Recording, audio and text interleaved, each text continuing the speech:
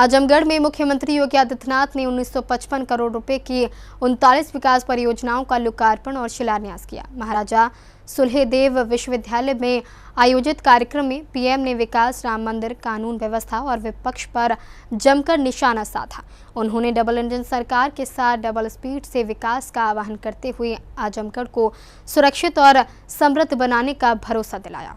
उत्तर प्रदेश के मुख्यमंत्री योगी आदित्यनाथ शनिवार को आजमगढ़ पहुंचे, जहां उन्होंने महाराजा सुहेलदेव विश्वविद्यालय परिसर में आयोजित कार्यक्रम में 955 करोड़ रुपए की लागत से तैयार और प्रस्तावित 39 विकास परियोजनाओं का लोकार्पण एवं शिलान्यास किया। कार्यक्रम के दौरान मुख्यमंत्री ने विभिन्न विभागों द्वारा लगाई गई विकास प्रदर्शनी का निरीक्षण किया और प्रदेश सरकार की योजनाओं की जानकारी ली। जनसभा को संबोधित करते हुए मुख्यमंत्री ने कहा कि आजमगढ़ का इतिहास गौरवशाली रहा है और यह संतों, साहित्यकारों तथा स्वतंत्रता सेनानियों की भूमि है। उन्होंने कहा कि डबल इंजन सरकार प्रदेश के हर क्षेत्र को विकास की मुख्य धारा से जोड़ने का काम कर रही है। मुख्यमंत्री ने जनता से अपील करते हुए कहा कि यदि उज्जवल भविष्य और तेज विकास चाहिए तो डबल इंजन सरकार के साथ डबल स्पीड से आगे बढ़ने की तैयारी करनी होगी। याद करिए 2017 के पहले का आजमगढ़ अपनी पहचान के लिए मोहताज था। तब यहां न विश्वविद्यालय था, न पूर्वांचल एक्सप्रेस वे था, न एयरपोर्ट ठीक ढंग से काम कर पा रहा था, न हरिहरपुर में संगीत महाविद्यालय था। तब आजमगढ़ की साड़ी को भी कोई मंच नहीं मिल पा रहा था और मुबारकपुर के ब्लैक पॉटरी के लिए भी कोई स्थान नहीं था। मैं मंच पर आने के पहले एक एग्जीबिशन का निरीक्षण कर रहा था मंत्रियों के साथ में। ब्लैक पॉटरी से जुड़ा हुआ कारीगर और मुझे मिला और बड़े खुश होकर के उसने कहा कि जब से उत्तर प्रदेश में डबल इंजन की भाजपा और एनडीए की सरकार आई है, हमारा कारोबार कई गुना बढ़ा है। हम भी पैसा कमा रहे हैं, हमारे परिवार के लोग भी और हमसे जुड़े हुए लोग भी सम्मान का जीवन यापन कर रहे हैं। मुख्यमंत्री ने अयोध्या में बने भव्य राम मंदिर का जिक्र करते हुए कहा कि यह करोड़ों लोगों की आस्था का सम्मान है और भाजपा सरकार की दृढ़ इच्छा शक्ति का परिणाम है। उन्होंने सपा और कांग्रेस पर निशाना साधते हुए कहा कि ये दल ना तो विकास कर सकते हैं और न ही गरीब, किसान, महिला और युवा के हित में काम कर सकते हैं। उन्होंने आरोप लगाया कि पिछली सरकारों में प्रदेश की पहचान अपराध, भ्रष्टाचार और परिवारवाद से जुड़ गई थी, जबकि वर्तमान सरकार ने सुरक्षा और सुशासन को प्राथमिकता दी है। आज हमारा देश भारत एक नए भारत के रूप में दुनिया के अंदर अपना लोहा मना रहा है। 2014 के पहले का भारत कैसा भारत था, आप में से हर व्यक्ति जानता है। वह भारत जो अपनी पहचान के लिए तब मोहताज था। भ्रष्टाचार के नाम पर भारत की पहचान होती थी तो दुनिया के अंदर सम्मान नहीं था। देश की सुरक्षा में लोग सेंध लगाते थे, सरकार मौन रहती थी तो स्वाभाविक रूप से दुश्मन आंख दिखाता था। नक्सलवाद था, गरीब की कोई सुनवाई नहीं थी, उसके लिए कोई योजना नहीं थी।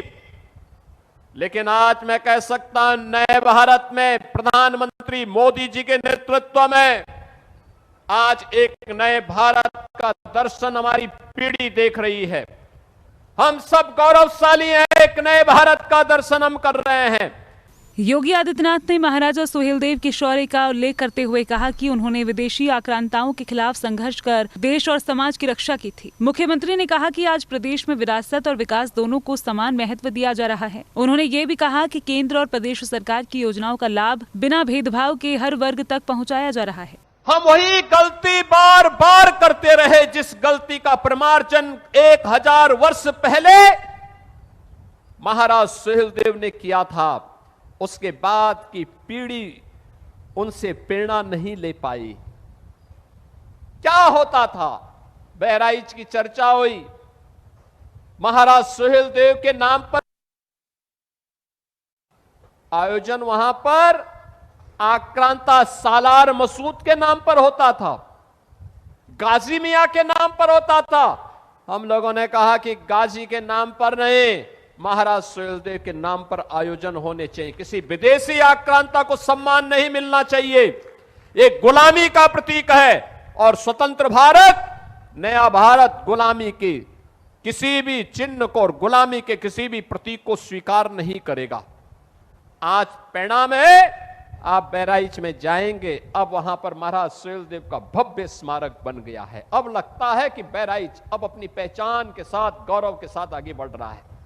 मुख्यमंत्री ने बेटियों की सुरक्षा को सरकार की सर्वोच्च प्राथमिकता बताते हुए कहा कि महिलाओं के सम्मान और सुरक्षा से जुड़े मामलों में सरकार जीरो टॉलरेंस की नीति पर काम कर रही है। उन्होंने कहा कि कानून व्यवस्था को मजबूत करने के कारण आज प्रदेश में निवेश बढ़ा है और रोजगार के नए अवसर पैदा हुए।